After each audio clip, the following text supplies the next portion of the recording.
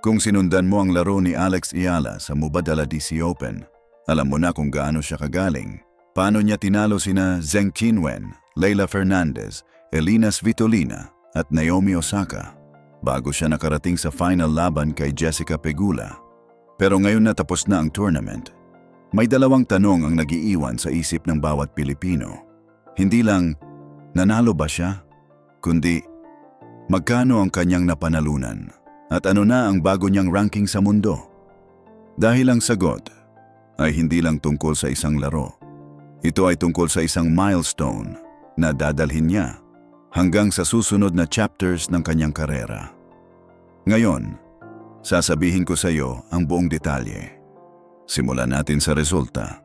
Si Alex Ayala ay naging champion ng 2026 Mubadala DC Open, isang WTA 500 tournament sa Washington, D.C.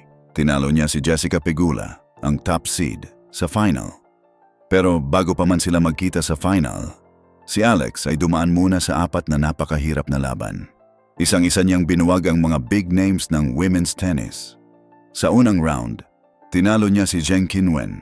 Sa pangalawang round, tinalo niya si Leylah Fernandez, ang defending champion.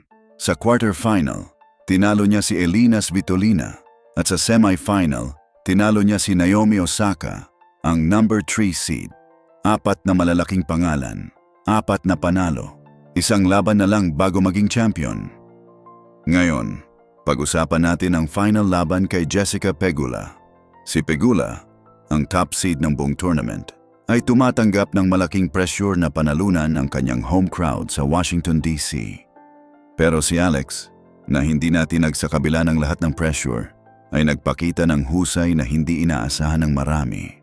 At sa huli, tinalo niya si Pegula at naging kampeon ng DC Open 2026, ang kanyang unang WTA title sa kanyang karera. Ngayon, ang tanong na hinihintay ng lahat, magkano ang kanyang napanalunan? Ayon sa opisyal na ulat, si Alex Ayala ay kumita ng $252,000 o sa Philippine peso, mahigit 15 milyong piso. Isang laro, isang linggo, $252,000.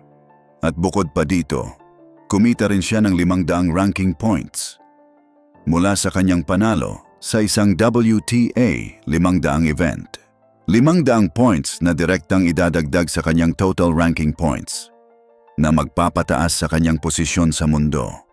Ngayon, pag-usapan natin ang epekto nito sa kanyang overall career earnings.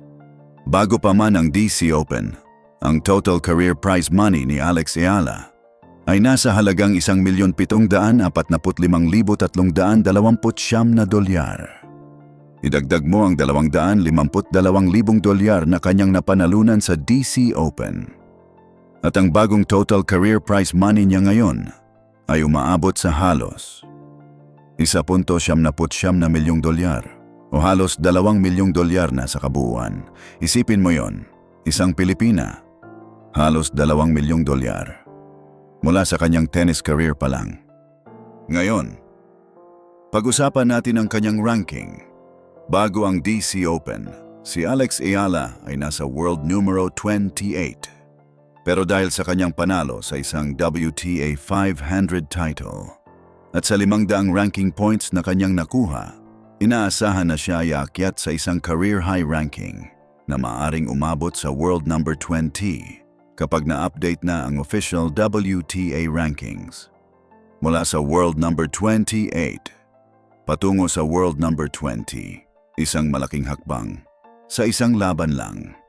Ngayon, pag-usapan natin kung bakit napakahalaga nitong titulong ito para kay Alex. Ito ang kanyang unang career WTA title.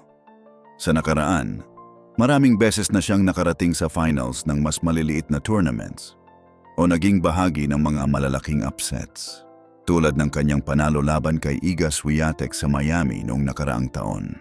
Pero ngayon lang niya opisyal na nakuha ang kanyang kauna-unahang WTA title. At kung isasama pa natin na ito ay isang WTA 500 event, hindi isang maliit na tournament, ang tagumpay na ito ay isa sa mga pinakamalaking milestone sa kasaysayan ng Philippine tennis. Ngayon, pag-usapan natin ang susunod na hakbang ni Alex Ayala. Ayon sa mga ulat, ang kanyang susunod na destinasyon ay ang Canadian Open, isang WTA 1000 event.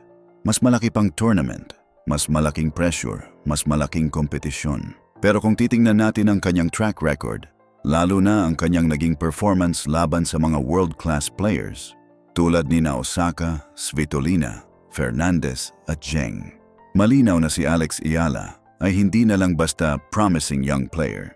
Siya ay isa na sa mga legit contenders sa bawat tournament na kanyang lalahukan.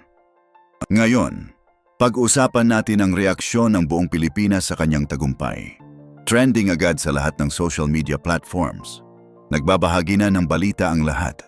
Nagsasalita ang mga sports commentators tungkol sa kahalagahan ng kanyang panalo. Dahil ito ay hindi lang basta laro. Ito ay simbolo ng pag-asa para sa buong bansa na naghihintay ng higit pang tagumpay sa larangan ng sports sa international na entablado.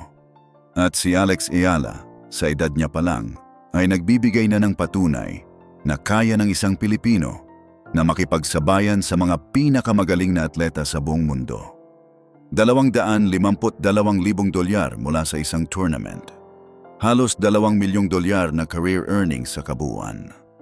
World numero 20 na ranking na inaasahan. At isang kauna-unahang WTA title na nakamit sa isang WTA 500 event. Iyon ang naging resulta ni Alex Ayala sa katatapos na DC Open.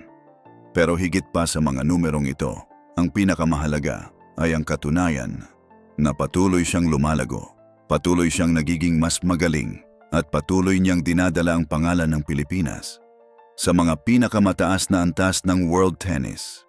Ito ay hindi lang isang chapter ng kanyang karera. Ito ay simula pa lang. Excited ka ba para sa susunod na laban ni Alex Ayala sa Canadian Open? I-comment mo ang iyong reaksyon sa kanyang panalo. At huwag kalimutang mag-subscribe para sa mga susunod na balita.